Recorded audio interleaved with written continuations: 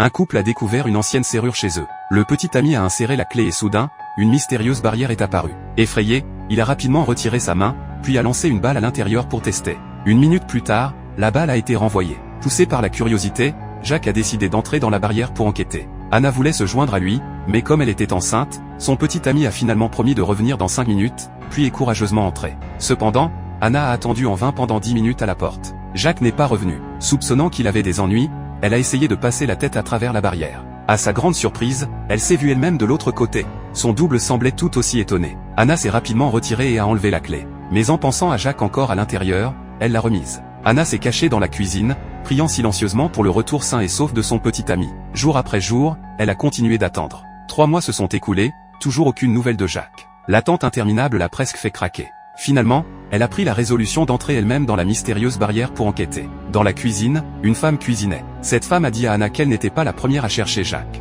Chaque fois que quelqu'un ouvrait cette porte, elle menait à un endroit différent, et dans chaque endroit il y avait un Jack différent. La femme a suggéré à Anna de chercher ailleurs.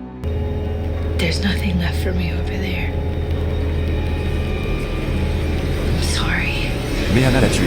Anna est retournée chez elle, a attaché la clé à une chaise avec une corde, puis est retournée dans la barrière. Elle a habilement tiré sur la clé pour la récupérer, est revenue dans la cuisine et a commencé à nettoyer la scène de crime.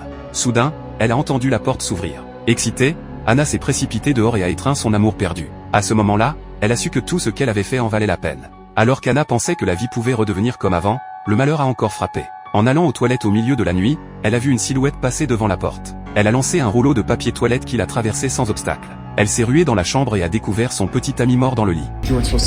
Anna a pris la fuite. À peine arrivée à la porte, elle a découvert que le portail s'était rouvert. Levant les yeux, elle a vu une femme s'approcher lentement d'elle. La femme a poignardé Anna au ventre. Anna s'est effondrée de douleur, s'est débattue pour se relever, essayant de s'échapper. Elle a vu que la femme tenait un autre Jack dans ses bras. Traînant son corps meurtri, Anna a réussi à sortir du portail.